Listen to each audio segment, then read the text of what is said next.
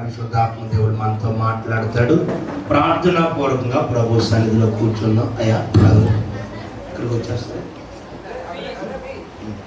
దేవుని వాక్యాన్ని సమృద్ధిగా విందాము. దేవుడు సహాయం చేస్తాడు. సో దేవుడు ఇచ్చినటువంటి చక్కని ప్రేరేపణను బట్టి దైవజనుల అభిషక్తులు మనతో మాట్లాడతారు. ప్రార్థనా పూర్వకంగా విందాం. 12:30-12:35 కల్లా చక్కని ఆశీర్వాదంతో మనం వెళ్దాం. దేవుడు వాడుకుంటాడు. దేవునికి అసాధ్యమైంది లేదు. అమ్మా దైవజనులు బట్టి ఒకసారి చప్పట్లు కొట్టి దేవుని మనం ఘనపరచుదాం. స్తోత్రం.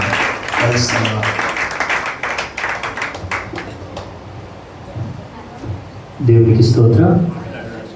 మొట్టమొదటిగా ఈ యొక్క అవకాశం కల్పించినటువంటి దేవాది దేవుడైన యేసుక్రీస్తు ప్రభుల వారికి అశతకోటి వందనాలు. ఈ ఏర్పాటు ఈ సమయంలో ఇటు రీతిగా మీ మధ్యలో ఉండడానికి కారణం ఆయన కనుక ఈ యొక్క ఏర్పాటు ఇప్పుడు దాన్ని నేను విశ్వసించట్లేదు. జగత్పునాది వేయబడక మునిపే నా దేవుడు ఈ ఏర్పాటుని ఏర్పరచుకున్నాడని నేను విశ్వసిస్తున్నాను. దేవుడికి స్తోత్రం. అదేవిధంగా దేవుడు ఆత్మాభిషేక్తులైనటువంటి దైవ సేవకుల ద్వారా ఇంతటి గొప్ప అవకాశాన్ని తమ యొక్క మందిరంలో నాకు ఇచ్చినటువంటి సేవకులకి కూడా నిండు మనసుతో హృదయపూర్వక వందనాలు. అలాగే సేవకురాలకి కూడా, అలాగే కూడొచ్చినటువంటి దైవ జనాంగమ మీ అందరికీ కూడా శతకోటి వందనాలు తెలియజేసుకుంటున్నాను. మంచిది. ఈ సమయం చాలా విలువైనదండి. అయితే నేను నా యొక్క ఆలోచన ప్రకారంగా కాక దైవ వాక్యానుసారంగానే మీతో పంచుకోవడానికి ఇష్టపడుతున్నాను. ప్రకటన గ్రంథం 1వ అధ్యాయం 3వ వచనాన్ని దయచేసి త్వరగా చదివి వినిపించినట్లుగా అయితే, సమయము సమీపించినది గనుక ఈ ప్రవచన వాక్యం ఒక్కసారి వినండి. దేవునికి స్తోత్రం. ఇది ఏంటంటే ఇది ప్రవచన వాక్యం. ఈ భూ ప్రపంచంలో అనేక మత గ్రంథాలు, ఎన్నో మత గ్రంథాలు అనబడినటువంటివి అనేకము కలవు. ఏ గ్రంథములో కూడా ప్రవచనము అనగా ముందుగానే ఏమి జరుగుతుందో తెలియజేసే గ్రంథము ఈ భూ ప్రపంచంలో ఉంది. అంటే భూత భవిష్యత్తు వర్తమాన కాలాలని సున్నంగా క్లుప్తంగా వివరించి తెలియజేసే గ్రంథము ఏదైనా కలదు అంటే ఇదిగో నేను ప్రకటిస్తున్నటువంటి పరిశుద్ధ బైబిల్ గ్రంథం. దేవునికి స్తోత్రం. హల్లెలూయా. చదవండి. ఈ ప్రవచన గ్రంథంలో ఈ ప్రవచన వాక్యములు చదువు వారందరూ వాటిని విని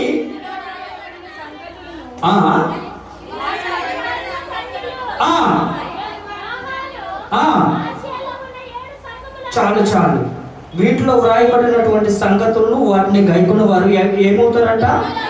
దేవునికి స్తోత్రం. ఈ దినమందు అనేక దేవుడి మందిరానికి రాకుండా, దేవుని దగ్గర సమయము గడపకుండా, దేవుణ్ణి స్తుతించకుండా, దేవుణ్ణి మహిమపరచకుండా ఈ సమయానికి రావడానికి ఇష్టపడిన వారు ఉన్నారు, ఇష్టపడని వారు ఉన్నారు. ఈ సమయంలో రాలేక అనేక మంది యాక్సిడెంట్లు అయిన వారు ఉన్నారు. తమ జీవితాలు చిన్న భిన్నంగా నలగొట్టుకొని కోర్టుల వెంబడి, పోలీస్ స్టేషన్ వెంబడి తిరుగుతున్న వారు కూడా ఈ సమయంలో అనేక మంది కలరు. అయితే ఈ సమయంలో ఈ ప్రవచన గ్రంథంలో వ్రాయబడినటువంటి ప్రతి సంగతులను బట్టి మీరు విని వాటి అనుసారంగా నడుచుకొని వాటిని గాయకొని అవి వినడానికి ఆసక్తికరంగా ఉన్నటువంటి మీరు ధన్యులు. దేవునికి స్తోత్రం. హల్లెలూయా. హల్లెలూయా. దేవుని బిడ్డలారా గమనించండి. చాలా మంది ఇక్కడ కొన్ని సంవత్సరాల నుంచి యేసుక్రీస్తు ప్రభువుని ఎరిగినటువంటి వారి, అవునంటారా కాదంటారా? అయితే నేను ఒక ప్రశ్న మీకు వేయాలనుకుంటున్నాను. ఈరోజు ఎంతమంది దేవునికి లేదా రక్షణార్థమైన బ్రతుకుతూ దేవుని సొంత రక్షకునిగా అంగీకరించారు? చేతులు ఎత్తగలరా? మళ్ళీ ప్రశ్న మీకు వేస్తున్నాను. రక్షణ అంటే ఏంటి? రక్షణ అంటే అమ్మా గట్టిగా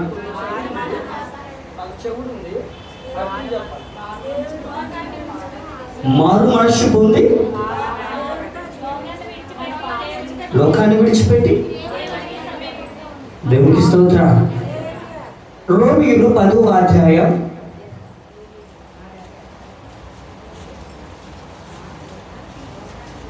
9, 10, 11 వచనాలు దయచేసి. అదేమనగా యేసు ప్రభు అని నీ నోటి అమందరూ శ్రద్ధగా వినాలి. దయచేసి మొబైల్స్ ఎవరు రోగడానికి వీల్లేదు. దయచేసి సైలెంట్లో పెట్టుకొని నేను నాది కూడా పెట్టేసుకున్నాను. ఎందుకంటే ఈ సమయం చాలా విలువైనది. ఈ మన ముందు ఈ స్థలము చాలా మహోన్నతమైనది. దేవునికి స్తోత్రం, హల్లెలూయా. కనుక దేవుడు మాత్రమే మహిమపరచబడాలి, దేవుడు మాత్రమే గణపరచబడాలి. వేదికను అలంకరించబడినటువంటి సేవకులో నేను సిస్టరో లేకపోతే మీరో కాదు, కానీ దేవుడు మాత్రమే గణపరచబడాలి. దేవునికి స్తోత్రం, హల్లెలూయా, హల్లెలూయా. ఇప్పుడు చదవండి. అదేమనగా యేసు ప్రభువు అని నీ నోటితో, పక్కవాడి నోటితో కాదు. పక్కవాడికి జ్వరం వస్తే నువ్వు ఇంజక్షన్స్ వేసుకుంటే వాడికి జ్వరం తగ్గిపోదు. నీ ఇంట్లో నీ అన్నదమ్ములకు కానీ అక్కజనులకు కానీ ఎవరికైనా అనారోగ్య పరిస్థితి ఉంటే రోగైన వాడు కాకుండా రోగం లేని వాడు వేసుకుంటే రోగైన వాడికి నయం కాదు. ఎవడైతే రోగము కలిగి ఉన్నాడో వాడు మాత్రమే దాన్ని స్వీకరించాడు. అలాగే ఎవడైతే పాపము కలిగి ఉన్నాడో, పాపంలో బ్రతుకుతున్నాడో వాడు మాత్రమే ఏం కలిగి ఉండాలి? యేసు ప్రభువు అని ఎలా ఒప్పుకోవాలి? తన నోటితో ఒప్పుకొని, ఇంకా దేవుడు మృతులలో నుండి ఆయనను లేపునని ఎక్కడెక్కడ? దేవునికి స్తోత్రం. నీ హృదయమందు విశ్వసించిన యెడల అది రక్షణ అంటే. దేవునికి స్తోత్రం, హల్లెలూయా. నేటి క్రైస్తవ సమాజంలో లేదా క్రీస్తు రక్తంలో కడగబడ్డాము, క్రీస్తు పిల్లలము అని చెప్పుకుంటున్నటువంటి ప్రతి ఒక్కరు కూడా మందిరంలో మాత్రమే రక్షించబడిన వారుగా ఉంటున్నారు. కానీ మందిర ద్వారాలు వెలుపలికి వెళ్ళిన తర్వాత ఒక్కొక్కరి ప్రవర్తన, వైఖరి, వారి మాట తీరు, వారి స్వభావం ఎలా ఉంది అంటే, ప్రియమైన దేవుని బిడ్డలారా, అది మీకు తనకే విడిచిపెడుతున్నాను. ఇప్పుడు చెప్పండి, ఎంతమంది రక్షించబడ్డారు? నిజంగా మన మాట, మన ఆలోచన, మన చూపు సరైన క్రమంలో ఉన్నాయంటారా? ఇప్పుడు చెప్పండి, ఎంతమంది రక్షణ కలిగి ఉన్నారు? మరి ఇన్ని సంవత్సరాలు ఎందుకు వస్తున్నారు?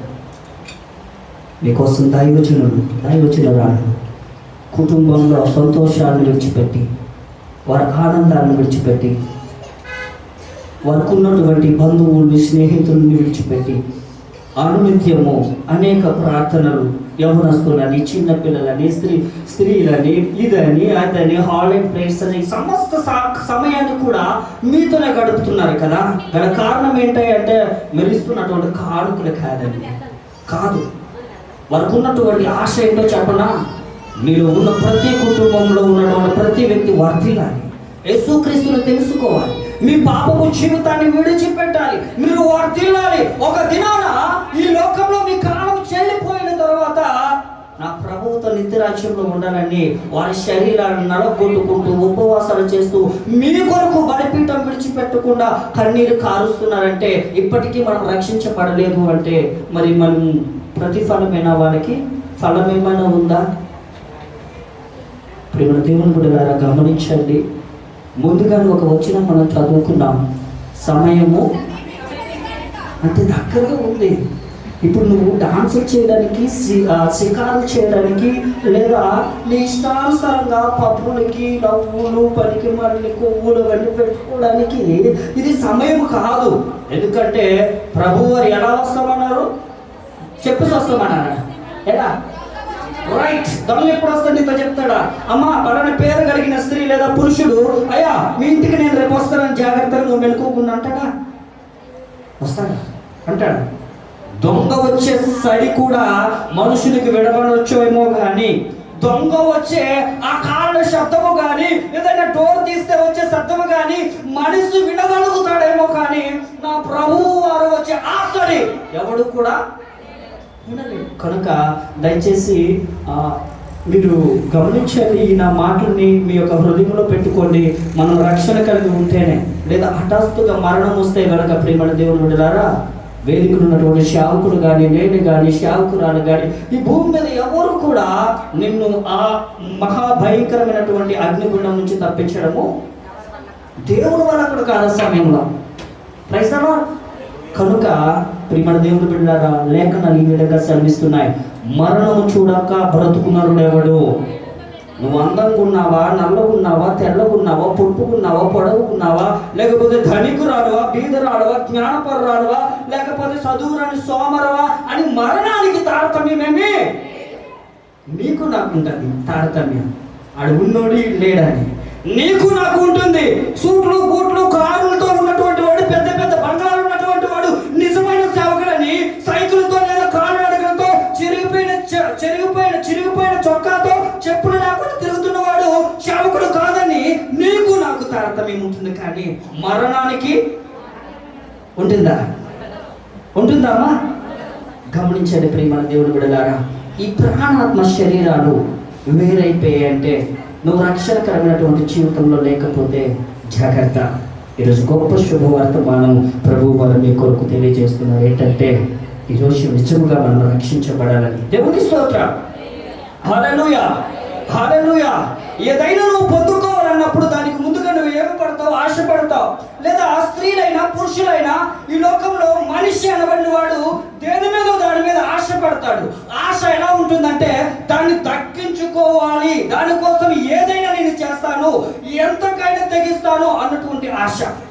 ఈరోజు రక్షణ విషయంలో కూడా మీలో ఆ ఆశ లేదేమో ఒకసారి పరిశీలన చేసుకోండి ప్రియ సహోదరి సహోదరులారా. కీర్తనల గ్రంథం 19వ అధ్యాయం, క్షమించండి 119వ అధ్యాయం 81వ వచనం 82వ వచనం దయచేసి త్వరగా చదివి వినిపించగలరా? ఒక్కరు చదవండి, ఒక్కరు గట్టి చదవండి. మీ రక్షణ కొరకు నా ప్రాణము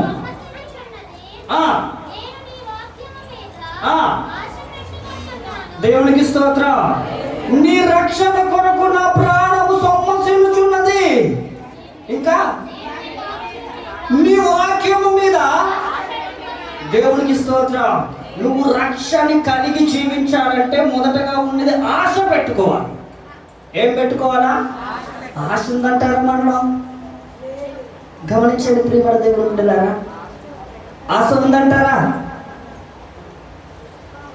ఆశ ఉందంటారా? ప్రియమైన దేవుని బిడ్డలారా, ఈ లోకంలో మనుషుల చేతనైనను నరుల చేతనైనను మనకు రక్షణ దొరకదండి. ఎవరి దగ్గర దొరుకుతుందంటే నేను ప్రకటించే జీవం కలిగిన దేవుని దగ్గర. దేవునికి స్తోత్రం. హల్లెలూయా, హల్లెలూయా. 146వ సంకీర్తన దయచేసి 3వ వచనాన్ని దయచేసి శ్రద్ధగా చదివి వినిపించండి. రాజుల చేతనైనను నరుల చేతనైనను ఏమి కలగదబ్బా? మనుషుల దగ్గరికి నువ్వు వెళ్తే నీ పాపం పోదు. రాజుల దగ్గరికి వెళ్తే నీ పాపం పోదు. ఒకవేళ నీకు భక్తం దొరకకపోతే సాయం చేయొచ్చేమో కానీ, నీ యొక్క వీధిలో కానీ మీ ఊర్లో కానీ సరైన పాలన చేయకపోతే రాజుల దగ్గరికి వెళ్ళొచ్చేమో కానీ నీ పాపపు విషయంలో మాత్రం ఈ భూ ప్రపంచంలో నా దేవుని దగ్గరికి తప్ప నువ్వు ఎవరి దగ్గరికి వెళ్ళినా కూడా నీకు రక్షణ. అయితే రక్షణ పొందుకోవాలంటే కీర్తనకారుడు రాసినటువంటి కీర్తన గ్రంథం 119:81లో వ్రాయబడిన ప్రకారంగా రక్షణ కొరకంట ఆశ పెట్టుకొని ఉండాలంట. దేవునికి స్తోత్రం. హల్లెలూయా, హల్లెలూయా, హల్లెలూయా. దేవుని మాట ఎప్పుడప్పుడు నాకు వినిపిస్తుందా? దేవుని మాట, దేవుడు ఏ విధంగా నాతో మాట్లాడుతున్నాడు? నీ హృదయంలోకి ఏం చేసుకోవాలా? మాటల్ని ఆశతో దేవునికి స్తోత్రం. ఒక వ్యక్తిని మీకు పరిచయం చేయబోతున్నాను. మీకు మునుపు తెలిసినటువంటి విషయమే అది. అనేక పర్యాయములు సేవకుల ద్వారా విన్నారు. మరోసారి మీకు తెలియచేయాలని పరిశుద్ధాత్మ దేవుడు ప్రేరేపిస్తున్నాడు. దయచేసి శ్రద్ధగా వినండి. లూకా సువార్త 19వ అధ్యాయం మొదటి నుంచి కొన్ని వచనాలు మనం చదివి వినిపిద్దాం. ఆయన అనగా యేసుక్రీస్తు ప్రభుల వారు ఆయన సంచరించుచు ఎరుకో పట్టణంలో ప్రవేశించి దానికుండా అంటే ఆ మార్గంలో వెలుచు ఇదిగో శుంకపు గుప్తదారుడు ధనవంతుడైన జక్కయ్య అని పేరు కలిగినటువంటి వాడు చాలు ఇక్కడ ఆపమ్మా, తర్వాత చదువుదా. దేవునికి స్తోత్రం. తల్లి ఏం చదివింది ఇప్పుడు? ఏం చదివింది? కారు కాపుకొని ఎక్కడ ఇక్కడే ఉన్నారా? అయితే ఏం చెప్పింది?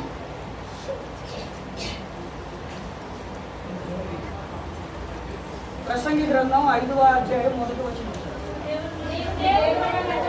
నువ్వు దేవుడి మందిరంలోకి పోయినప్పుడు మన ప్రవర్తనే సరిగా లేకపోతే మనకు రక్షణ ఎలా వస్తుందంటారా?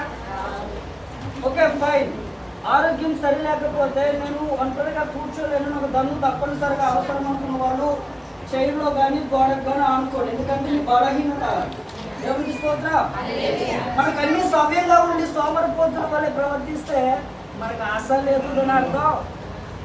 మనలో రక్షణ కూడా తప్పు కనుకుంటున్న బాధ. నేను కూడా ఒకప్పుడు పని పాట లేకుండా తిరిగినటువంటి వ్యక్తినే. దొంగతనాలు చేస్తూ, అబద్ధ సాక్ష్యాలు చెబుతూ, ఫైట్ తెలుసని ఎవరి మీద పడతాలతో గొడవలకు వెళ్తూ, పోలీస్ స్టేషన్లకు వెళ్తూ ఇష్టానుసరమైనటువంటి జీవితాన్ని గడిపినటువంటి వ్యక్తిని నేను.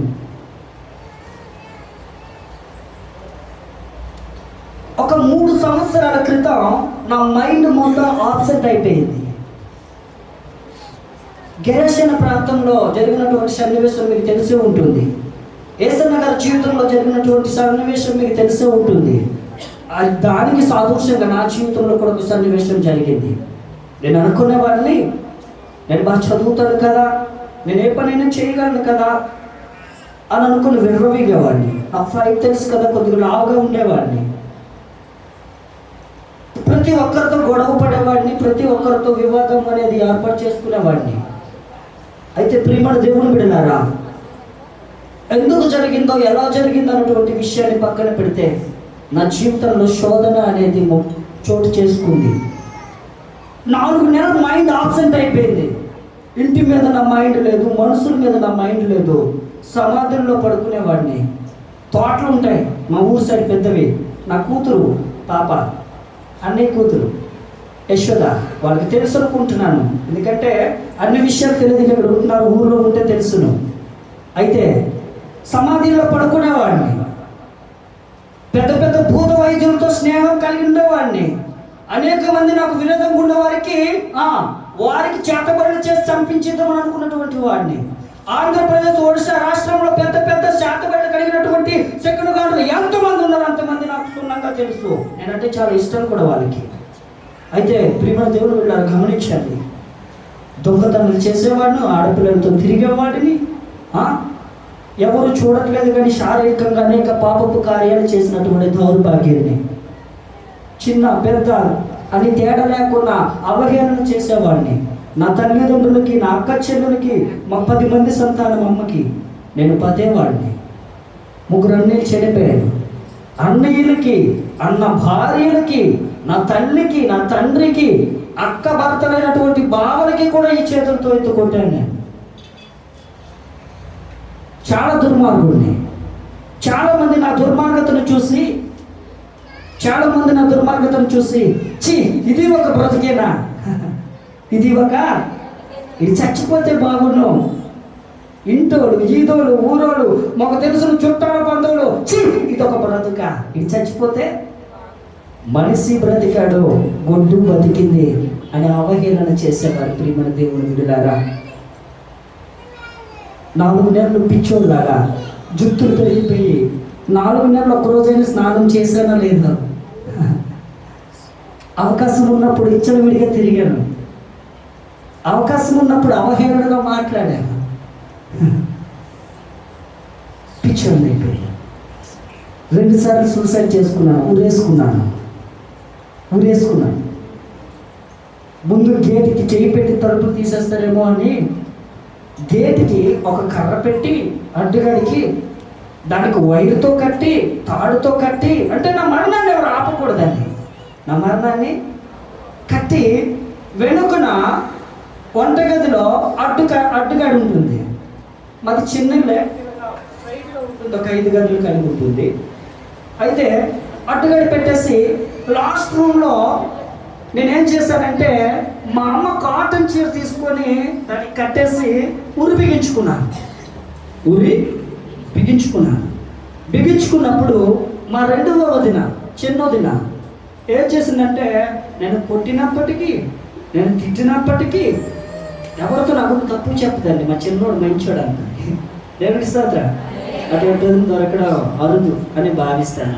వదిన అనడం కంటే తల్లి అనడంలో ఏమాత్రం సందేహము లేదు. దేవుడికి స్తోత్రం. అయితే ఏ విధంగా కనబడ్డానో తెలియదు, కానీ ఆవిడికి నేను ఊరుకొని ఏలాడుతుంటే తన్నుకుంటుంటే మా వదిన ఎలా చూసిందో తెలియదు.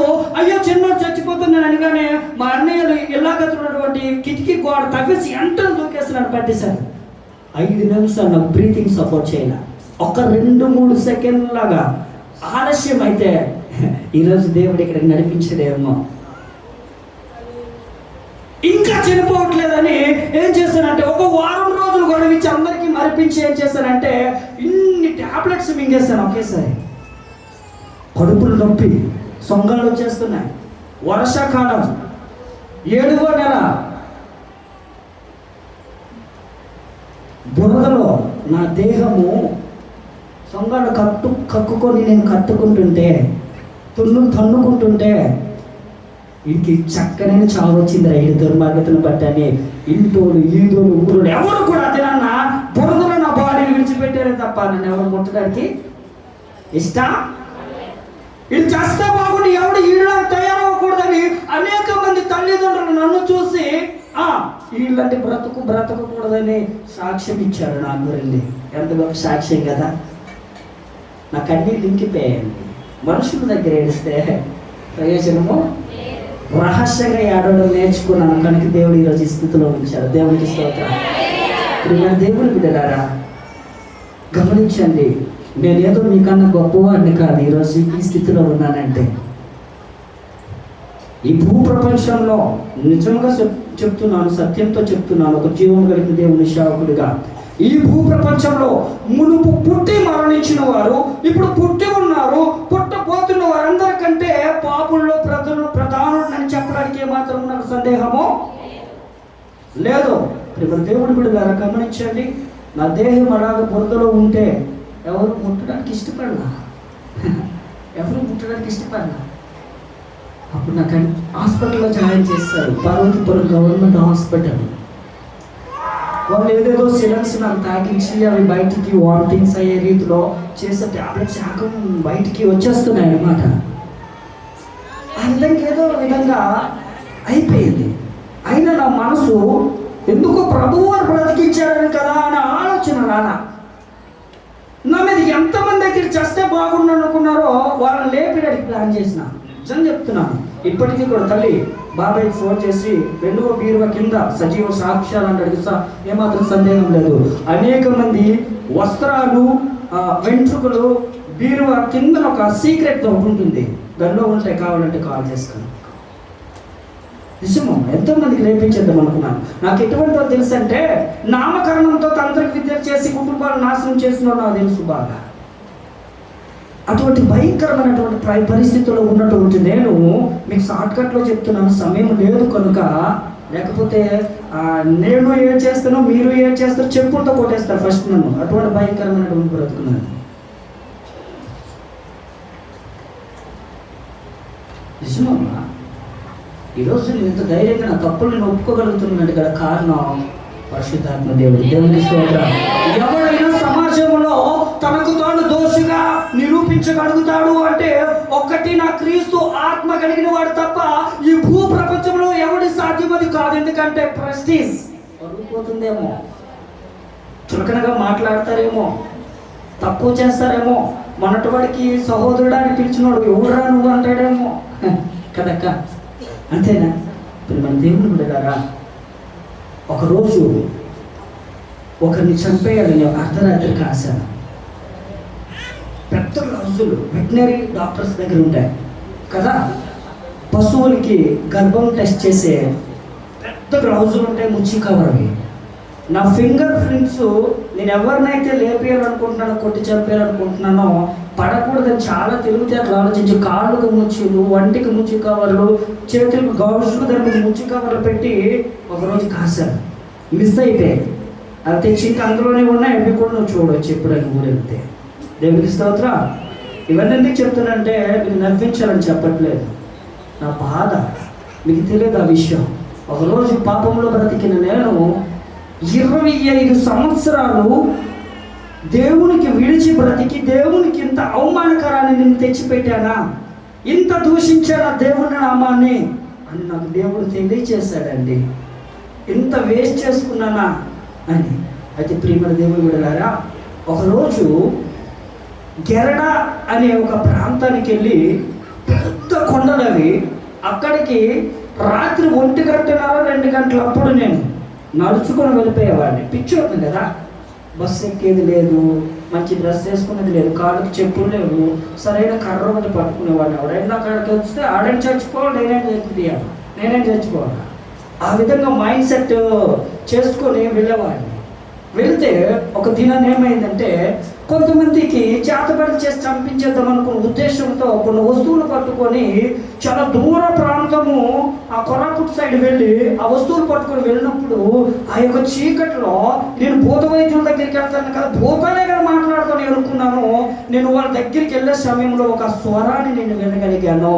ఇందుకు కాదు నిన్ను నేను ప్రాణాలతో బ్రతికించినందుకు, ఇందుకు కాదు నేను 2 సార్లు మరణకర ప్రమాదాల నుంచి నిన్ను విడిపించినందుకంటే నేను అనుకున్నాను, దెయ్యాలగల మాట్లాడుతాను, ఎందుకంటే ఇంటి దగ్గరికి వచ్చాను కదా. చాలా భయంకరమైన ప్రదేశం. నువ్వు చెప్పులు ఇప్పుడు నడిచినా నువ్వు అయిపోయావు లెక్కే అక్కడ. నిజమమ్మా, చేతపడ్డు కళ్ళారు చూసాను కనుక చెప్తున్నా. చెప్పులు విప్పి నడిచినా కూడా అయిపోయావు అంతే.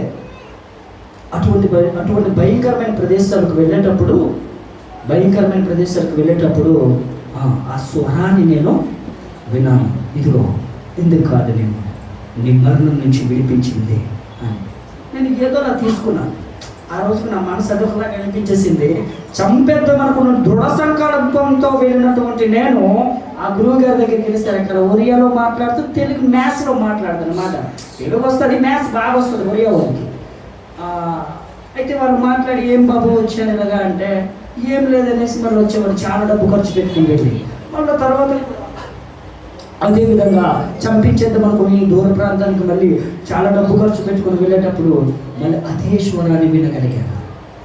అప్పుడు నాకు తెలియకుండా నాలో ఏదో కదలికలు, నా యొక్క ఆత్మానుసారంగా, హృదయానుసారంగా నాకు తెలియకుండా కొన్ని కథలకి ఎవరు మాట్లాడుతున్నారు, ఏంటి ఎవరు మాట్లాడుతున్నారని నేను ఏడుస్తూ, అయ్యో నా జీవితం మీద చిన్న భిన్నం అయిపోయిందే, నా తల్లిదండ్రులు, అన్నదమ్ములు, అక్కచెల్లెలు ఒకప్పుడు ప్రేమగా చూసుకునేవారే, ఇప్పుడైతే నన్ను చూడడానికి కూడా ఇష్టపడట్లేదే, నేను చచ్చిపోతే బాగున్నాయా అని ఇంటోళ్ళు ఈదోళ్ళు ఊరోళ్ళు అనుకుంటున్నారే, అయినా నీవు నాతో మాట్లాడడానికి ఇష్టపడుతున్నావు, నువ్వు ఎవరు అని. నేనే హిందూ కుటుంబంలో పుట్టినా, క్రైస్తవ కుటుంబంలోనే పుట్టినా, కానీ క్రైస్తవ బుద్ధి కానీ రక్షణార్థమైన బ్రతుకు కానీ నాలో పేరుకే. చూసావా, ఫస్ట్ మనం ఎంతమంది రక్షించబడ్డారని చేతులు ఎత్తితే ఫస్ట్ అంతమంది ఎత్తారు. రిఫరెన్స్ తీస్తారు కల్లా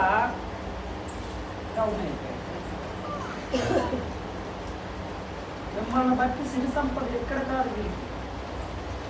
అపోస్తలుడు పౌలు గారి గురించి తెలుసు కదా, అక్కడికి మీరు వచ్చేట్లో చూపిస్తారు. ఆ ప్రభు ఇదిగో ఆ పెద్దమ్మ ఇచ్చావు, సిస్టర్స్ని ఇచ్చావు, అదో బ్రదర్స్ని ఇచ్చావు, అదో అక్క చెల్లెలు ఇచ్చావని మీరు మిమ్మల్ని బట్టి సంపాదించే సంపాదన కదా, అదే కదా ఆయన సంపాదన. అవునండి, అవునక్క. అన్ని విషయాలు మైక్లో జరుపుకోండి కదా, బయటికి కూడా జరుపుకోండి. దేవునికి స్తోత్రం. హల్లెలూయా. ఎవరికైనా బోరింగ్గా ఉందా తల్లి? దేవుడు నామానికి మహిమ కలుగుతా. స్వరం నాతో మాట్లాడగానే నువ్వెవరయ్యా?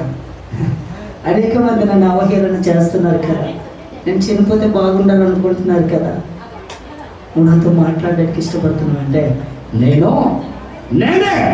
అదేవిధంగా అక్కడ జక్కయ్య కూడా యేసుక్రీస్తు వారు ఎవరో అన్నటువంటి విషయాన్ని కొన్ని రోజుల క్రితము లేదా కొన్ని నెలల క్రితం విని, ఆ యేసు ఎవరు, నేను ఆయన్ని చూడాలి అని ఆశ కలిగి ఉన్నటువంటి వ్యక్తి జక్కయ్య.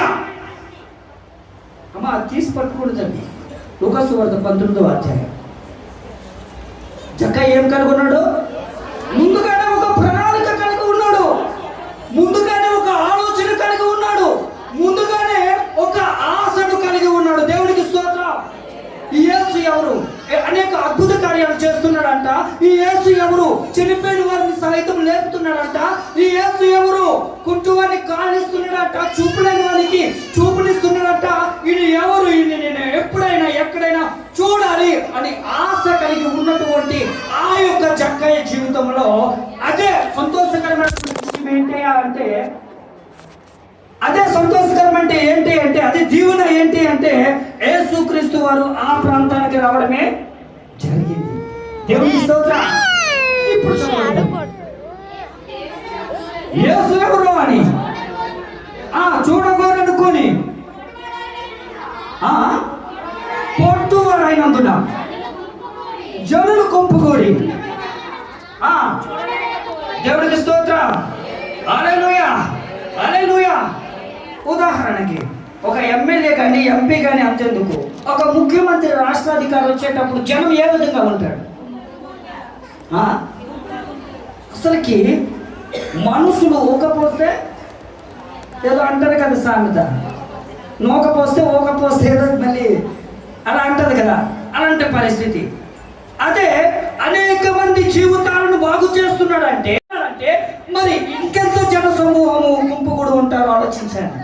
అయితే ప్రియమైన దేవుని బిడ్డలారా, ఇక్కడ జక్కయ్య జీవితంలో ఎటువంటి ఆశ కలిగి ఉన్నాడయ్యా అంటే, ఎటువంటి ఆశ కలిగి ఉన్నాడయ్యా అంటే, యేసు ఎవరో అని చూడాలని చాలా ఆశ కలిగి ఉన్నాడని దేవుని నామానికి మహిమ కలుగును గాక.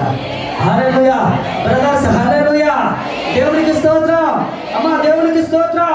ఈ యేసు ఎవరో నేను చూడాలి, నేను చూడాలి. నువ్వు చూడాలనుకుంటున్నావా? నీ జీవితంలో యేసయ్యను చూడాలని ఆశపడుతున్నావా? జక్కయ్యకి మంచి సాక్ష్యం లేదండి. ఆ యొక్క ప్రాంతంలో ఒక బిల్ కలెక్టర్ అయినా, అంతేనా, శుంకపు గుప్తా దారుడు, ఒక బిల్ కలెక్టర్.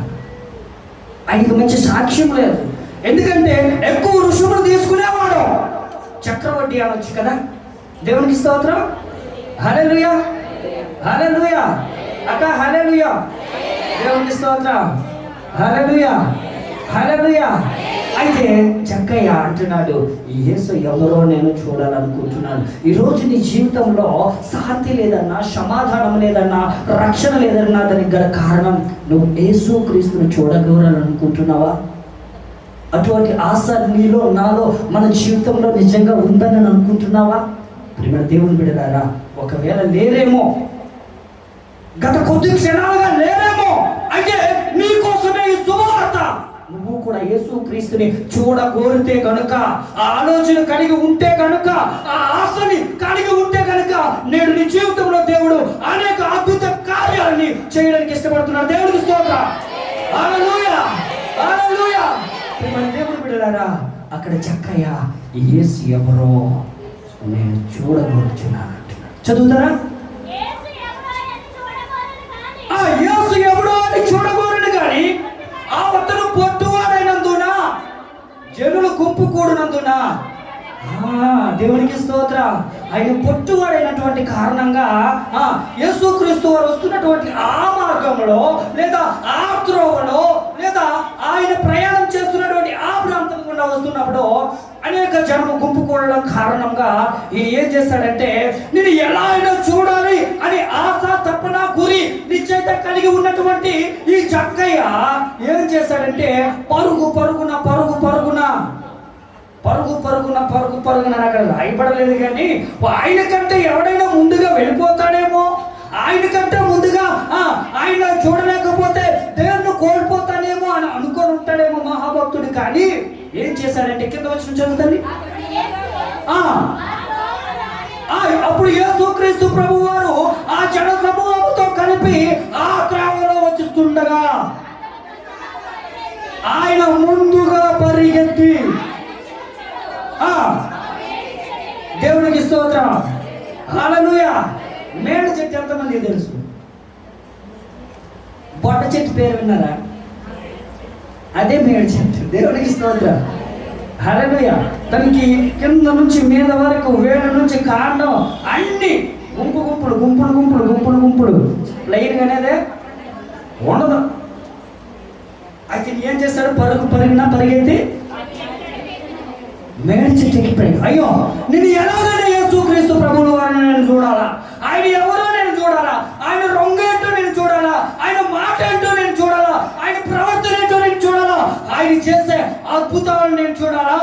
చేసే ఆశ్చర్య కార్యాలని నేను చూడాలి అని అనుకున్నాడేమో పాప హృదయంలో. ఎవరైనా ఆయన కంటే ముందు వెళ్ళిపోతారేమో అని ఆ మార్గం గుండా వస్తున్నటువంటి యేసుక్రీస్తును గమనించినటువంటి ఈ పొట్టి చక్కయ్య పరుగున ఆయన్ని మేడు చెట్టు అంతగా ఆటలుగా ఎక్కాడు పాపము. ఎక్కడెక్కడికి ఈర్సాయో కదా. మనకు అటువంటి ప్రయాసం ఉందా? పాస్టర్ గారు సువార్త అంటున్నారు, లేదా అక్క అనేక ప్రకటనలు చేశారు, పరుగున రావడానికి ఇష్టపడుతున్నామా? గమనించండి.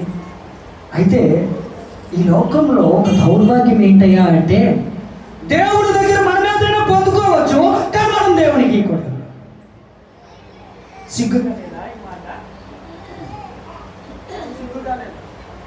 ఒక దగ్గరికి ఉద్యోగమైన పనైనా ఏదో ఒకటి చేస్తున్నాం. ఉదాహరణకి ఓకే, ఉద్యోగం ఒక పక్కన పెడితే ఒక కూలి పని చూసుకున్నాం. నువ్వు పనికి వెళ్ళి పని చేస్తే వేతనం ఇస్తాడు, అనగా డబ్బులు ఇస్తాడా? లేకపోతే నువ్వు పనికి వెళ్ళి ఖాళీ కూర్చుంటే ఇస్తాడు? ఎలాగెలాగా చూడు అంత గట్టి చెప్పాలి. అవునా? అవునా సార్? దేవుడి నామానికి మహిమ కలుగును గాక. అంటే మన కష్టాన్ని ఇక్కడ వ్యక్తపరచాలి క్రియ రూపంలో. అవునా? దేవునికి స్తోత్రం. అంటే అక్కడ మనం శ్రమించాలి, పని చేయాలి, ప్రతిఫలాన్ని. మరి ఇక్కడ నువ్వు ఏం శ్రమించకుండా ప్రతిఫలం ఎట్లా పొందుకుంటా? అర్థమవుతుందా? వ్యర్థమవుతుందా? నువ్వు ప్రభు దగ్గర ఇచ్చుట్లో ఏమాత్రం నీకు తక్కువ? ఇచ్చి శోధించమన్నాడు. అవునా కాదా సార్? యువకులు శోధించమన్నాడా? చాలా మంది అక్కడ సేవకులకి ఇచ్చేస్తారు, ఎక్కడ పెద్ద సువార్త పరిచయం చేయగలరు, డాక్టర్కి ఇచ్చేస్తారండి. దేవుడు నా మన మహిమ కలుగును గాక. అవునా కాదా? డాక్టర్ కావడానికి మనం ప్రియమైన దేవుడు ఉండారా? దేవుడు మహాకృపను పెట్టి ప్రతి నెల బ్యాంకులో జాబ్ చేస్తాను. నేను నాకు పరిచర్యకి ఇబ్బందిగా ఉందని రిజైన్ చేస్తాను. సిరిపురం జోనల్ ఆఫీస్ ఎస్బీఐగా. ఈ బ్రతుకు డబ్బు సంపాదించుకోవడానికి నా దేవుడు నన్ను పిల్లలేక అడలియా ప్యాంటు షర్టు లేదా కొద్దిగా బలంగా అయిపోయి అందంగా తయారైపోయి ఊరి మీద తిరగడానికి నాకు ఈ బ్రతుకుని నేను గమనించాను, ఆలోచించాను, ప్రార్థన చేశాను. ప్రభు దేని కొరకు ఇచ్చాడంటే ఈ యొక్క సేవా జీవితాన్ని ధనము కొరకు కాదు, ఆత్మల రక్షణ కొరకని. దేవునికి స్తోత్ర. ప్రతి ఒక్కరము కూడా సేవకు దేవునికి లోబెడితే తప్పకుండా సేవకునికి లోబెడతా. నీ బ్రతుకు దేవునికి లోబడటంలో అల్పమైనదైతే నువ్వు సేవకుడికి కాదు కదా, మీ ఇంట్లోనే మీ సొంత మనుషులకి లోబడవు. వాస్తవమా కాదా? ఈరోజు నువ్వు ప్రతిఫలం పొందాలనుకుంటున్నావు, ప్రభువుకోవడానికి ఇష్టపడట్లేదు. ఏంటి? మేడలు కట్టడానికి అడుగుతున్నారా? మిద్దెలు కట్టడానికి అడుగుతున్నారా? అయితే అడగవలసినటువంటి గత్యంతరం ఏంటి? ఇవ్వాలన్న బాధ్యత నీకు లేదా? తెలియదా? కయ్యను ఎలా ఇచ్చాడు, ఏబేలు ఎలా ఇచ్చాడు? ఇచ్చిన ద్వారా ఎలా ఎవరు అభివృద్ధి పొందాడు, ఇంకొక వాడు ఎలా ప్రతిఫలం పొందాడు? మీ అందరికీ కూడా వాక్యం సున్నంగా తెలుసు. అయితే వాక్యము సేవకులకైనా విశ్వాసులకైనా ఆది ఖండం నుంచి ప్రకటన గ్రంథం వరకు సున్నంగా బోధించడం గొప్ప కాదు. దాని అనుసారంగా నీ సీనియారిటీ దేవుడికి అక్కర్లా. దేవుడికి కావాల్సింది నీ సిన్సియారిటీ. దేవుడికి స్తోత్రం. హల్లెలూయా. ఇంకా నీ జీవితంలో నువ్వు కార్యాలు పొందుకోలేకపోతున్నావంటే, ఇంకా నీ జీవితంలో ఆత్మీయ అభివృద్ధి లేదంటే గల కారణం ఏంటో తెలుసా? లూకా సువార్త 6వ అధ్యాయం 46వ వచనం.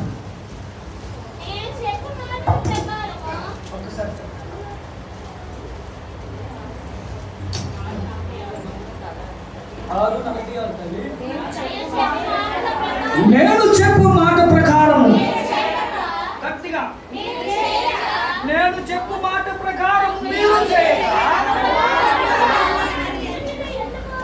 ఏమైనా అర్థమైంది?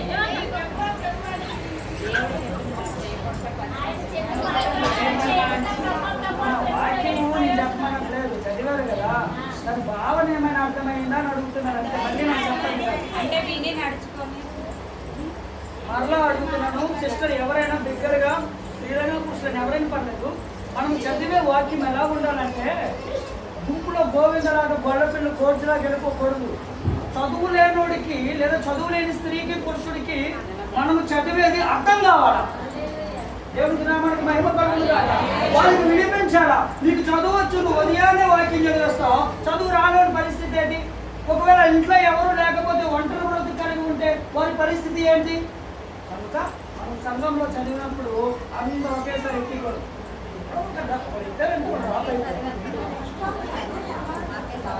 వినబడాలి, అర్థం కావాలి.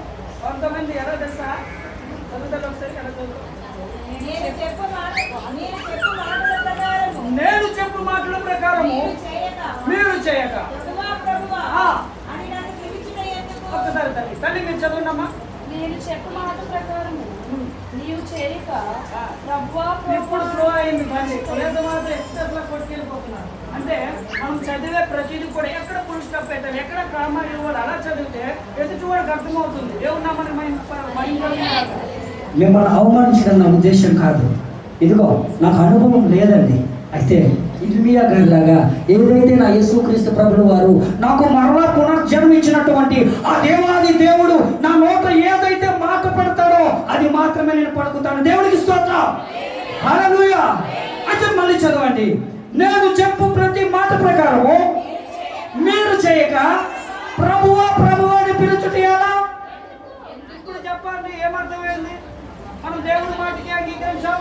దేవుడి సేవకుడు ఏదో మీ జీవితాన్ని మీరు దీవించబడాలని ఏ కూటమిలో పెట్టినా లేదా ఏ సువార్తలు పెట్టినా మనం హాజరు కాము. ఏదైనా ఒక చర్చి మందిర నిర్మాణం కొరకు ఏదైనా ఒక ప్రణాళిక మన ముందు పెట్టినప్పుడు దాన్ని సహకరించేవారుగా ఉండము. మరి నువ్వు నీ జీవితంలో అద్భుతాలను చూడాలన్నా, ఆశ్చర్య కార్యాలను చూడాలన్నా, నీ కుటుంబం కట్టబడాలన్నా మరి ఏ విధంగా నువ్వు పొందుకుంటావు అనేటువంటి బాధన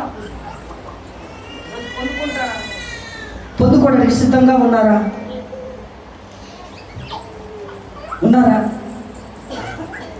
నువ్వు దేవుడి కార్యాలు చేయడానికి ఇష్టపడినప్పుడు, దేవుడికి లోబడడానికి ఇష్టపడినప్పుడు నువ్వు ప్రభువా. కొంతమంది అయితే సిస్టర్ నాకు కొంతమంది డైలీ ఫోన్ చేస్తారు. దేవుని మహాకృపను బట్టి మీ ప్రార్థనలకు సహకారంగా నాకు మధ్యపడడం దేవుడు సొంతంగా ఒక సంఘం ఇచ్చాడు. దేవుడు నామానికి భయపడలేక దాదాపు 18 మంది స్టార్టింగ్ కదా వస్తారు. నేను వచ్చి సంవత్సరం అయ్యిందండి సేవలకి. విశాఖపట్నంలో కొంతమంది కులవృత్తి పరంగా నా ఆత్మను చేశాను. కష్టపడి కన్నీరు కార్చి నిద్రాహారాలు మానేసి సువార్త ప్రకటించి సంపాదించుకున్న ఆత్మలు. అయినా నేను ఒకటే తరించాను, గొడవలు ఆడలేదు, కొట్లాడలేదు, ఏం లేదు. ప్రభువా వాడు నా దగ్గరగా ఉండడం కంటే వాళ్ళ దగ్గర ఉండడము నీకు ఇష్టమైతే, నీ చిత్తమైతే వాడు వాళ్ళ దగ్గర ఉందిరు గాక, నీ నామానికే మహిమ కలుగును గాక అని ప్రార్థించేవాడిని. అయితే ప్రియమైన దేవుని బిడ్డలారా, నువ్వు ప్రతిఫలం పొందుకోవాలంటే కనుక దేవుని క్రియ చేయకుండా, దేవుని మాటకి లోబడకుండా, అనగా దేవునికి నరునికి మధ్యవర్తి అయినటువంటి శావకుని మాటకి నువ్వు ధిక్కరిస్తే కనుక నీ జీవితంలో కార్యాన్ని చూడగలమా? పాస్టర్ గారు చూడగలమా? నువ్వు దేవుని మాటకి విలువి, దేవుని శావకునికి విలువి, సంఘానికి కట్టుబడి ఉండో నీ జీవితంలో ఎందుకు మేలు జరగదో నేను చూసుకుంటా. నా ప్రభు దగ్గర మరొక 40 దినాలు నిద్రాహారాలు మానేసి నా దేవుని దగ్గర అడుగుతాను, మొర పెడతాను, అవి యాకోబు వలె పెరుగులాడతాను. దేవునికి స్తోత్రం. ముందు చూడండి అమ్మా, నేను ఎనర్జెటిక్గానే మాట్లాడుతున్నానా? ఏమైనా ఎనర్జీ లెవెల్స్ పడిపోయా? నేటికి 30 రోజులు ఈ రోజుకి ఫాస్టింగ్ ఉంటున్నాను.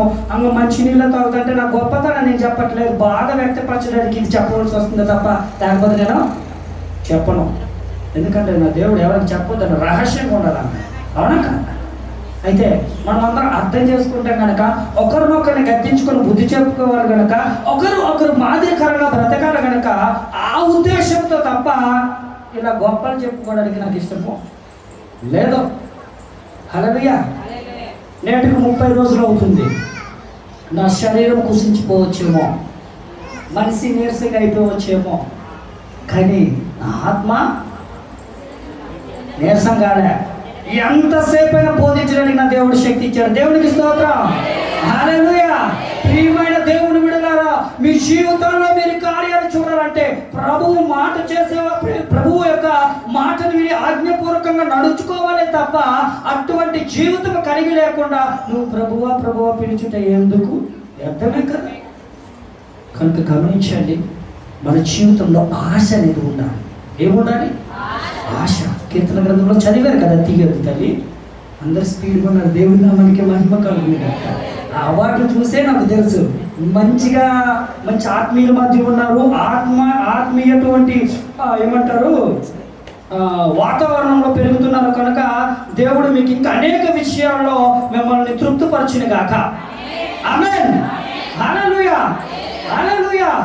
ఒక్క బహుమతులను బట్టే కాదు, ఆ బహుమానము ఈ లోకంలో పరిమితంగానే మన జీవితాలను బట్టి అక్కడ బహుమానం మనం పొందుకోవాలి. దేవుని నామానికి మహిమ కలుగును గాక. అయితే నీ జీవితంలో రక్షణ ఎలా అంటే అక్కడ కీర్తన గ్రంథంలో వ్రాయబడింది, నిరీక్షించి తన ప్రాణం అంతా సొమ్మచిల్లిపోతుందట. ఆయన రక్షణ కొరకట ఆ వాక్యము ఆశ పెట్టుకుని ఉన్నాడంట. దేవునికి స్తోత్రం. ఈరోజు ప్రియమైన దేవుని బిడ్డలారా, నువ్వు ఎక్కడ ఆశ పెట్టుకుని ఉన్నావు? ధనం మీద, ఘనాల మీద. ఘనం అంటే పేరు ప్రత్యేకతలని అర్థం.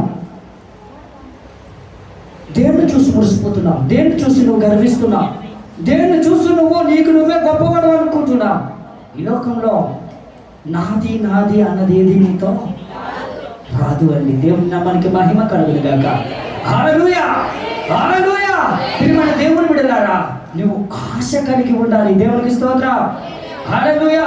అయితే ఈ పొట్టి చెక్క ఎటువంటి ఆశ కలిగి ఉన్నాడయ్యా అమ్మా అంటే, ఎవరైనా అతనికన్నా ముందుగా వెళ్ళిపోతారేమో అని, ఆయన కంటే ముందుగా ఎవరైనా చెట్టు ఎక్కేస్తాడేమో అని, ఆ యేసు ఎవరో చూడాలని ఆశతో నిశ్చయితతో ఏం చేశాడంటే పరుగున వెళ్ళి ఆ చెట్టు ఎక్కేశాడండి. ఇప్పుడు చదవండి. యేసు ఆ చోటికి వచ్చినప్పుడు ఏంటి? కన్నులు ఎక్కడికి ఎత్తాడు? దేవునికి స్తోత్రం. హల్లెలూయా. యేసు అదే మార్గంలో ఆయన వస్తున్నారు కదా. ఆయన గమనించినటువంటి ఈ చక్కయ్య ఏం చేశాడంటే పరుగున చెట్టు ఎక్కిపోయి, యేసుక్రీస్తు వారు ఇప్పుడు ఇంట్లోకి వస్తారా, ఈయన పిలుస్తున్నాడు సంగతి పాపం మీ చక్కరికి. అనేక మంది అనుకుంటున్నారేమో, అయ్యో నేను ఒంటరి దానినే, నా కుటుంబంలో సమాధానం లేదే, అయ్యో నేను కన్నీటితో ఉన్నాను, దుఃఖంలో ఉన్నాను, వేదనతో ఉన్నాను, బాధతో ఉన్నాను, అప్పుల్లో ఉన్నాను, నువ్వు బాధపడుతున్నావేమో, నిన్నెవరు చూడట్లేదా, నువ్వు కృంగిపోతున్నావేమో. శుభవార్త, దేవుడు నిన్ను చూడబోతున్నాడు. దేవుడికి స్తోత్రం. హల్లెలూయా, హల్లెలూయా. అదే విధంగా దేవుడు చూస్తున్నాడని గుర్తిరిగినటువంటి ఈ జక్కయ్య యేసుక్రీస్తు వస్తారు ఆయన నేను చూడాలని అనుకుని ఆశ కలిగినటువంటి ఈ జక్కయ్య యేసుక్రీస్తు వారు వచ్చి ఏమంటున్నారంటమ్మా, కన్నులు ఎత్తి పైకి చూసి, జక్కయ్య ఏంటి త్వరగా ఆలస్యంగా దిగినైనా, నిదానంగా దిగినైనా, చూడు ఆ చెట్టుకి గుప్పులు ఉన్నాయి, ఏమైనా గుర్చొద్దాయి రగిలద్ది అన్నాడా? ఏమన్నాడు అర్థమవుతుందా? త్వరగా దిగు అనగానే ఏమి విన్నాడు ఆయన? దేవుని రైట్. ఏమి విన్నాడు?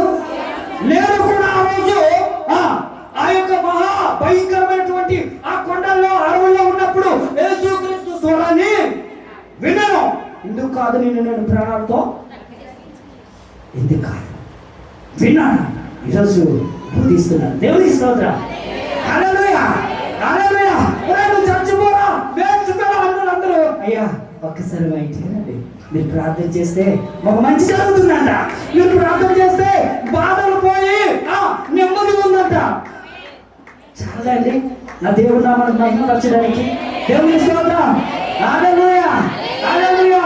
అదే విధముగా జక్కయ్య కూడా, జక్కయ్య త్వరగా దిగో అనగా దేవుడు స్వరాన్ని, ఇదిగో నేను తలుపు వద్ద నిల్చొని ఏం చేస్తున్నాడు?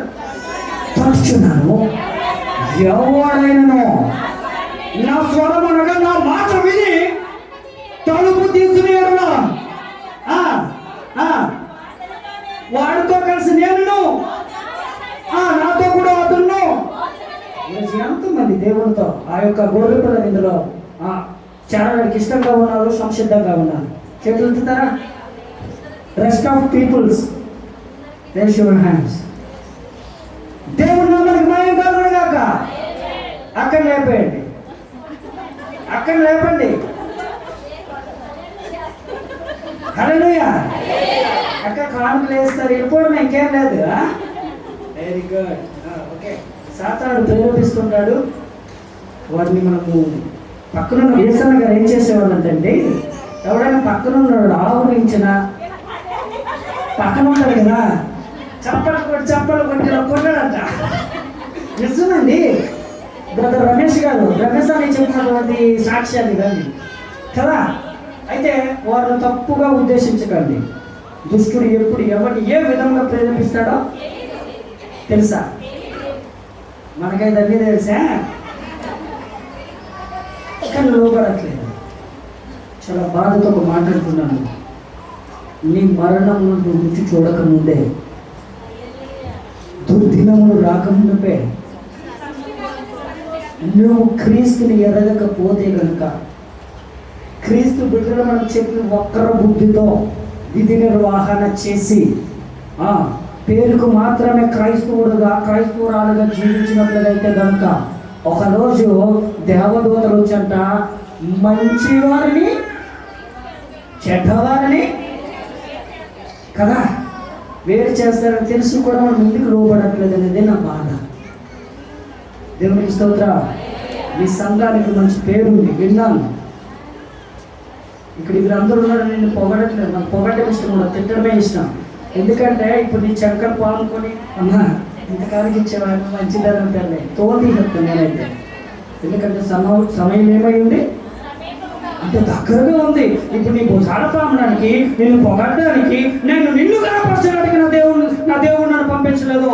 ఎవరైనా వక్ర బుద్ధితో ఉంటే, విధి నిర్వహణ సరిగా లేకపోతే, కుటుంబాలు బాగోకపోతే, రక్షణార్థమైన జీవితాలు సున్నంగా కలిగి లేకపోతే, వారు చక్కదిద్దే విషయంలో దేవునికి మీకు మధ్యవర్తిగా మమ్మల్ని పంపించాడు. దేవునికి స్తోత్రం. ప్రియమైన దేవుని బిడ్డలారా, గమనించండి. ఒక్కసారి మనము చనిపోయిన తర్వాత మళ్ళీ భూమి మీదకి రాదు. ప్రభు ఒక్కసారిగా ప్లీజ్ రిక్వెస్ట్. ఎవరు అడిగారు? ఎవరికి అడిగారు? ప్రభుకి అడిగారా? ఏమంటున్నానంటే, తండ్రి అయిన అబ్రహామా, అయ్యా ఒక్కసారి ఇంత మరణకరమైనటువంటి లేదా ఇంత వేదనకరమైనటువంటి క్షోభ ఇక్కడ ఉందని, ఈ నరకం ఉందని కింద సహోదరులు ఉన్నారు. ఎవరున్నారు? అది తెలియదయ్యా. తండ్రి అయిన అబ్రహామా, ప్లీజ్ ఐ రిక్వెస్ట్ అయ్యా, ఒక్కసారి నన్ను పంపిస్తావా? అది చెప్పేసి వచ్చేస్తానంటే అయిపోయింది నీ పని. అక్కడ ఎవరున్నారు? చావులు ఉన్నారు. కనుక నీ ప్రాణం నేను విడిచిపెట్టకుంటే నిన్ను దేవునికి రోమియోలు 12వ అధ్యాయం మొదటి వచనం చదవాలి.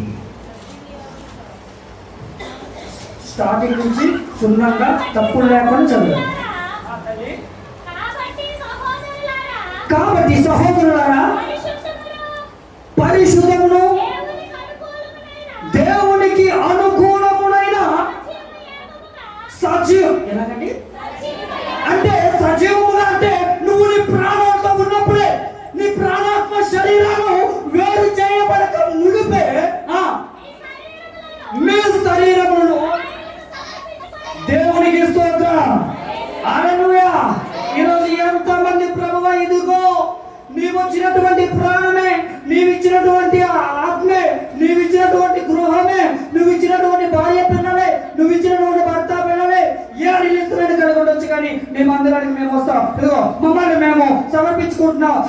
మా యొక్క ధనాన్ని కావచ్చు, మా బలాన్ని కావచ్చు, మా బలగాన్ని కావచ్చు, నీ వలన మేము పొందినది ఏదైనప్పటికీ కూడా నీకు సమర్పించడానికి సముసిద్ధముగా ఉన్నామని నిశ్చయిత కలిగిన వారు ఎవరైనా ఉంటే చప్పట్లు కూడా దేవుని నామమున మహిమపడతాం. హల్లెలూయా, హల్లెలూయా, హల్లెలూయా. ప్రియమైన దేవుని బిడ్డలారా, సజీవయాగం అనగా నీ ప్రాణము నీ యొక్క గొంతులో నుంచి పోక మునిపే ఏం చేయాలి? ఆయనకి సమర్పించాలి. దేవునికి స్తోత్రం. హల్లెలూయా, హల్లెలూయా. అయితే ఇక్కడ జక్కయ్య అయినటువంటి వ్యక్తి, ఆ బిల్ కలెక్టర్ అయినటువంటి ఆ వ్యక్తి యేసుక్రీస్తు వారు జక్కయ్య త్వరగా దిగు అనగానే మనలా ఆలస్యం చేయలేదు, మన లేట్ కామర్స్ కాదు. అమ్మా 9:30 ప్రేయర్ అంటే ఎంతమంది 9:20 వచ్చిన వాళ్ళు ఉన్నారు? పాస్టర్ గారు కదా, ఆయన ఏంటంటారు, తోలు తీసేస్తాను చెప్తున్నాను. అమ్మా మిమ్మల్ని భయపెట్టడానికి బాధ పెట్టడానికి రాదు, నన్ను క్షమించండి, నా బాధ మీకు తెలియదు. మీరు అనుకుంటున్నాను తల్లి ఆవిడ వయసు ఎంత ఉండొచ్చు? మేము ఒక 60 దాటి ఉండొచ్చా? అమ్మా 55-60 దాటి ఉండొచ్చా? ఆవిడకి ఫ్యూచర్ ఉందా లేదా? నా వయసు 26 సంవత్సరాలు, 27లో అడుగు పెట్టాను. ఇప్పుడు మా ఇద్దరిలో ఎవరికి ఫ్యూచర్ ఉంది? మళ్ళీ అడుగుతున్నాను, తప్పు చేయకండి, జ్ఞానం కలిగి ఆలోచించండి. ఎవరికి ఫ్యూచర్ ఉంది? తప్పు, ఎవరికి కూడా ఫ్యూచర్. సామెతల గ్రంథం 7వ అధ్యాయం 1వ వచనం నేను చెప్తాను, మరి తీయద్దు. రేపటి దినం గురించి ఏ దినం ఎప్పుడు? పుట్టుని పిల్లల గర్భంలోనే పిండంలో ఉన్నప్పుడే కరిగిపోయే పరిస్థితి. అది నాకన్నా చెప్పాడు, అది నాకన్నా ఇంకా ఫ్యూచర్ ఉండాలి కదా, నాకన్నా ముందని చెప్పి ఇప్పుడు దేవుడు పిల్లలు అటువంటి పనికి మన బుద్ధిని విడిచిపెట్టండి. ఇప్పుడు మన కాలం చెందిపోతుందో తెలియదు, ప్రభు ఎప్పుడు మీకు సమీపిస్తాడో తెలియదు, మరణం ఎప్పుడు వస్తుందో తెలియదు. నిజంగా సహోదరి పలికింది, సమయము పోను కదా దాని సద్వినియోగము దేవునికి స్తోత్రం. అదే విధంగా సమయాన్ని పోనవకుండా యేసుక్రీస్తు ప్రభువు వారి యొక్క స్వరాన్ని వినినటువంటి జక్కయ్య త్వరగా దిగు అనగానే ఏం చేశాడమ్మా? చదవండి, ఇప్పుడు ముగిస్తాను, తొందరపడకండి దయచేసి. జక్కయ్య త్వరగా దిగుము, నేడు లేదని ఇంట ఉండవలసి ఉన్నది. హల్లెలూయా, హల్లెలూయా. అమ్మ నువ్వు అనుకుంటున్నావు, అయ్యో మా ఇంట్లో ఏంటి గందరగోళం అనుకుంటున్నావేమో, ఒక్కసారి నువ్వు దేవుడి స్వరాన్ని విని చూడు. దేవుడి ఇంట్లో ఉండడానికి ఇష్టపడుతున్నాడు.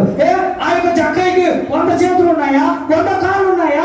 మనకంటే గొప్పవాడా? 10 తలలు ఉన్నాయా? ఆయన ఎలా అయితే ఈ భూమి మీదకి వచ్చాడో మనము అదే రీతిగా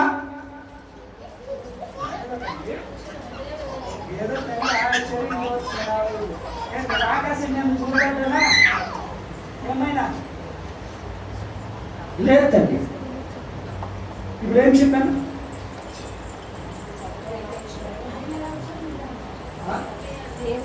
ఆయన ఎలా వచ్చాడు? అలానే వచ్చాడు కదా. మరి ఆయన ఇంట ఉండవలసినటువంటి యేసుక్రీస్తు ప్రభులు వారు మరి నీ ఇంట నీ హృదయంలో ఎందుకని లేరు? ఎందుకు ప్రతిదానికి తలెత్తుకుంటున్నావు? ఎందుకు ప్రతిదానికి నువ్వు చిన్న ముక్కలు చేసుకుంటున్నావు? ఎందుకు ప్రతిదానికి నువ్వు ప్రభు మందిరాన్ని ఎగ్గొట్టేస్తున్నావు? ఎందుకు నువ్వు ప్రభు సన్నిధికి చేరవలసినటువంటి ధననిధులను ఎగ్గొట్టేస్తున్నావు? ఇక్కడ దేవుడు విడలారా అంటే పేరుకు మాత్రమే మనం వస్తున్నామే తప్ప నిజంగా ఆచరణ ఉందా? ఉంటే ఇలా తయారవుతామా? ఎంతమంది ఆదివారం మందిరాన్ని తొందరగా వస్తామని చేతుతారు? కొంతమందికి ఇష్టం అయినటువంటి ఎత్తట్లేదు. సరే, పర్వత రాజ్యానికి ఎంతమంది ఎవరనుకుంటున్నారు? చేతులండి. ఎవరా సార్? ఎవరు మరి భక్తి చేస్తున్నారు సార్? Everybody know here? ఒక్కరు కూడా లేదు అందరికి. దేవునికి స్తోత్రం. ఈ లోకంలో మనం చేసిన భక్తి ఎందుకయ్యా అంటే మునుపు మీరు చెప్పారు కదా, కూలి పనికి వెళితే కూర్చుంటే ప్రతిఫలం జీతం ఇవ్వడు, కానీ పని చేస్తే ఇస్తాడని. ఈ లోకంలో కూడా నీ భక్తి జీవితంలో ప్రభువును స్తుతించే వరకు భయంతో భక్తులు ఉంటే కనుక పరలోకము నీకు లేకపోతే ఈ లోకంలో మేమందరం సేవకులుగా పరిగణించబడచ్చు, మీరందరూ దేవుడి పిల్లలుగా పరిగణించబడచ్చు. కానీ ఎండ్ ఆఫ్ ద డే మన మరణ అనంతరం కూడా దేవుని రాజ్యంలో లేకపోతే మా సేవలు వ్యర్థము, మీ భక్తి కూడా వ్యర్థము, మీరు చెల్లించినటువంటి కానుకలు వ్యర్థము, దశమ భాగాలు వ్యర్థము, మొత్తము వ్యర్థమే కదా. ఆయన ఏమంటున్నాడు? నేను ఇంట ఉండవలసి ఉండాలంటే ఆ ఇంట్లో ఉండిపోవడానికి ఆయన ప్లానింగ్ అనుకుంటున్నారా ఏంట? హెబ్రీలు 3:6 ఒకసారి చదివి వినిపించండి. హెబ్రీలు 3:6 మీరు నాకు త్వరగా సహకరించినట్లయితే 5 నిమిషాల్లో ముగిస్తున్నాను. అయితే క్రీస్తు కుమారుడై ఉండి ఆయన ఇంటి మీద నమ్మకముగా ఉన్నాడు. ధైర్యమును, నిరీక్షణ, ఉత్సాహమును తోదమట్టుకు స్థిరబుద్ధి ఉండాలండి. బుద్ధి మరకూడదు, కట్టుబడి ఉండాలి ప్రతి విషయం. రైట్ అండి. స్థిరముగా ఎవరు మాట ఆయన ఇల్లు? ఎవరు మాట ఆయన ఇల్లు? ఆయన మనలో ఉండాలి. ఆయన ఇల్లు మనమే. దాని భావం అక్కడ అదే. ఎప్పుడైతే యేసుక్రీస్తు ప్రభువు వారి స్వరము విన్నాడో, ఆహ్వానించాడో, ఆయన హృదయంలోనికి లేదా ఆయనలోనికి ఆయన ఆత్మ వెళ్ళిపోయి ఏమవుతుందో చదవండమ్మా. త్వరగా చదివింది ముగిస్తున్నాను. ఆయన త్వరగా దిగి సంతోషం. ఈరోజు ఎంతమంది సంతోషం మందిరానికి వచ్చినందుకు? నవ్వుకి నవ్వడట్లేదు. అదే బయటికి వెళ్తే డీజల్ పెడితే మేడం ఈ సీరియల్ చూస్తారమ్మా. 6 మంది కంటే డీజల్. మా అమ్మ ఒకసారి సీరియల్ చూస్తున్నాను. రాత్రి 10:30 వరకు 11 వరకు వదలదు మా అమ్మ. నిజమల్లా. అయితే అమ్మా అన్నం పెట్టా మధ్య ఆలోచన ఒక్కటే. అమ్మ అన్నం పెట్టా మాట్లాడుతున్నంత ఒక్క నిమిషాలు అది అయిపోయింది. మళ్ళీ ఉన్నాను అయిపోయింది. అమ్మ అన్నం పెట్టా మరి సీరియల్ అది అంత అయిపోయిందా? మరగంట అరగంట కదంటే కొడుకు ముఖ్యం, మాటలు ముఖ్యం. మరి టీవీ సీరియల్ ముఖ్యం. టీవీ పట్టుకుని రోడ్డు మీద పడిసేది నిజమది. అప్పుడు దుర్మార్గం ఉన్నప్పుడు నిజం. ఈ కుటుంబాలు వర్తిల్లాలంటే భార్య భర్తలు అన్నింటినీ ఉండండి. ఒకరినొకరు అర్థం చేసుకోండి. పిల్లల మనసులను అర్థం చేసుకోండి. పిల్లల తల్లిదండ్రులు మనకి ఎందుకు తిరుగుతున్నారు, ఒకరోజు ఎందుకు ఈ మాట అంటున్నారు, కారణం ఏంటని పిల్లలు కూడా తల్లిదండ్రులను అర్థం చేసుకోవాలా. ఏ కుమారుడికి ఏ కుమార్తెకి తల్లి ఓరకనే ఒక దెబ్బ కొట్టదు, ఒక మాట అనదు. తన పిల్లలను ఇతరుల ఎడల చిన్న చూపుగా మాట్లాడ ఎవరికి ఇష్టం కాదు. అలా మాట్లాడిందంటే దానికి కారణం నీ జీవితం నువ్వు సరి చేసుకోవాలన్న ఉద్దేశం. అదేమన్నా మనకు భయపడగా చదవండమ్మా. సంతోషంతో ఆయనను చేర్చుకున్నాడు. యేసుక్రీస్తు ప్రభువు వారు చేర్చుకున్నాడు ఆయన. మరి మనం చేర్చుకున్నామా? చదువుతాడు.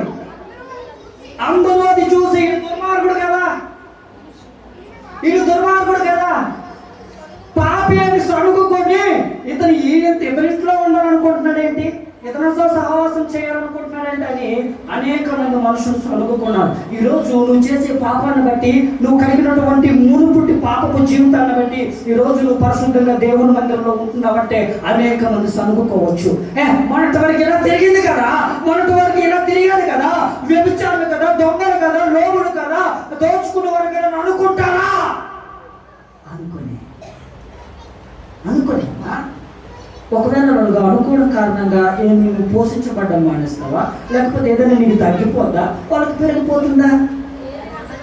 ఒకరు మనల్ని బట్టి సొంతకుంటున్నారంటే అప్పుడు నువ్వు అర్థం చేసుకోవాల్సింది ప్రభు వారు నిన్ను హెచ్చిస్తున్నారు, దీవిస్తున్నారు. చదవండి. ఇదిగో ప్రభు, ఇదిగో నా ఆస్తిలో ఎంతమంది దగ్గర అయితే నేను అన్యాయంగా ధనాన్ని స్వీకరించాడో లేదా తీసుకున్నాడో లేదా దోచుకున్నాడో వారికి ఎంత ఇస్తున్నాడు?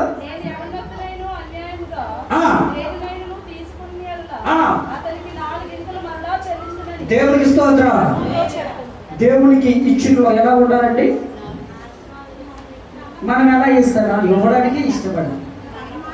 నేను నీ సేవకున్న పరిస్థితి డెవలప్ అవ్వాలన్నా, అనేక ప్రదేశాలు సేవ చేయాలన్నా, నీ మందిర నిర్మాణం కోసమైనా, దీని యొక్క పరిసర ప్రాంతాలకైనా, దేనికైనా ఓరికనైపోతే అది ప్రతిదీ కూడా డబ్బుతో కూడుకున్నటువంటి పని.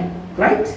ఈరోజు ఈ లోకంలో కాస్తో కోస్తో ధనం కలిగి ఉంటేనే గౌరవం, లేకపోతే వ్యర్థమైన కార్యాలకు ధనం ఉపయోగిస్తాం. కానీ దేవునికి, దేవుని యొక్క సేవకి, దేవుని పరిచర్యకి, మందిర ఆవరణం కొరకు ఉపయోగించిన వారు అరుదైపోతున్నారండి. క్షమించండి, మిమ్మల్ని ఏదో నేను బాధ పెట్టే ఉద్దేశం కాదు. వాస్తవాన్ని తెలియచేయకపోతే కనుక తదనంతరం నేను ఇప్పుడే మరణించవచ్చు, రేపు మరణించవచ్చు, ఎప్పుడైనా నాకు మరణం తథ్యం కనుక నా దేవుడు నాకు ఎక్కడుతాడు. వెళ్ళావు కదా వరప్రసాద్ పాస్టర్ గారు వాళ్ళ చర్చికి నిన్ను తీసుకెళ్ళాను కదా, ఏం మెసేజ్ ఇచ్చావు, ఏదో చెప్పావు, మంచోడిగా పేరు తెచ్చుకోవడానికి వెళ్ళావా అని లెక్కడితే నా ముఖం చూపించుకోగలనా? అంత దమ్ము ధైర్యం ఉందా? మీకు ఉందేమో పాస్టర్ గారు, మీరందరికీ ఉందేమో, నాకు లేదు. దోసి నేను దేవుడు ఇచ్చిన పని నేను దేవుడికి స్తోత్రం. హల్లెలూయా, హల్లెలూయా. చదవనమ్మా. అందుకు యేసు అబ్రహాం కుమారుడు అనే విషయాన్ని ఎందుకు అక్కడ వెల్లడపరిచాడు? అబ్రహాం ఎవరు? ఎవరికి తండ్రి? ఈ విశ్వాసాన్ని చూసి ఆయన అంటున్నాడు, ఈయన కూడా దేవుని కుమారుడు అన్నాడు, అబ్రహాం కుమారుడు. హల్లెలూయా, హల్లెలూయా. ఈయన కూడా అబ్రహాం కుమారుడే. చదవండి. దేవునికి స్తోత్రం. చాలండి. హల్లెలూయా. నీ ఇంటికి రక్షణ కావాలంటే నీకు ఆశ ఉండాలి, విశ్వాసము ఉండాలి. ఈ లోకంలో రాజుల చేతనైనను మనుషుల చేతనైనను నీకు రక్షణ కలుగుతుంది. ఎవరి ద్వారా రక్షణ కలుగుతుందంటే యెషయా గ్రంథం 43వ అధ్యాయం ఒక్క మాట చదవండి, ముగించేస్తున్నాను, సమయం కూడా అయిపోయింది కనుక. యెషయా గ్రంథము 43వ అధ్యాయము 11వ వచనాన్ని ఎవరైనా చదివి వినిపించగలరా?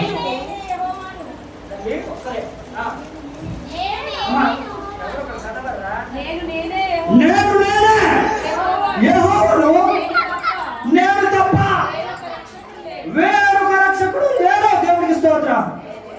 ఆయనేనండి మన దిక్కు విమానం మొత్తం ఆయనే కనుక ప్రియమైన దేవుడు బిడ్డలారా, ఇంతకు మునుపు మీ జీవితం ఎలా ఉందేమో ఈ ఆదివారపు సమయాన్న ఈ యొక్క స్థలంలో ఇక్కడ కూర్చుని వింటున్నటువంటి ప్రతి అక్క చెల్లెమ్మలకు, అన్నదమ్ములకు, తండ్రులకు, అన్నదమ్ములు అందరికీ కూడా నా హృదయపూర్వకమైనటువంటి అభ్యర్థన ఏంటయ్యా అంటే, మీ కుటుంబాలు రక్షణార్థమైన కుటుంబాలే కనిపించాలి. దేవునికి స్తోత్రం.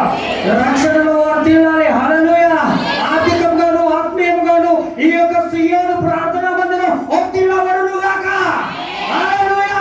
పూర్వపు వైభవాన్ని నేను విన్నానండి. అయ్యగారు ఉండే సమయంలో ఇలా ఉండేది కాదంట, అనేకమైన ప్రజలు అంట. నేను విన్నాను.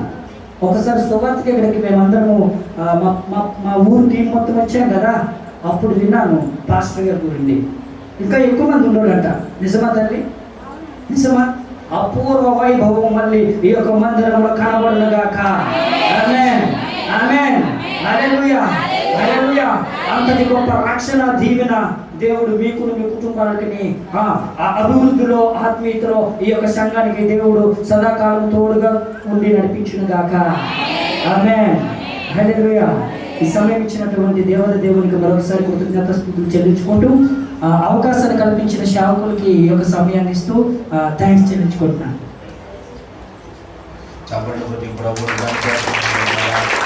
ఎవరి వయసులో దేవుని కొరకు బలమైన పరిచయం చేసినటువంటి దాసులు జోసఫ్ గారు మదిలిపల్లి మా ప్రాంతంలో దేవుని పరిచయం చేస్తున్నారు. మీరు అందరూ